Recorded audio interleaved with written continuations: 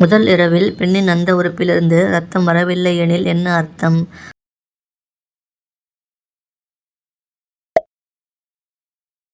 தாம்பத்திய உறவு முடிந்ததும் பெண்கள் என்ன செய்ய விரும்புகிறார்கள்?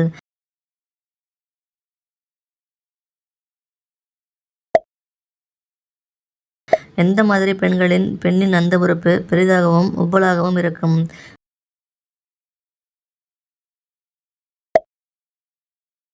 பெண்கள் சுயமான இன்பம் செய்யாமல் இருந்தால் என்ன ஆகும்?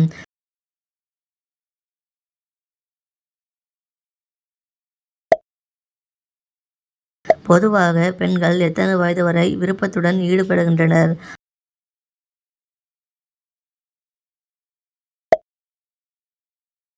ஆணின் உடல் பலமாக இருக்க எத்தனை முறை கஞ்சியை வெளியேற்ற வேண்டும்?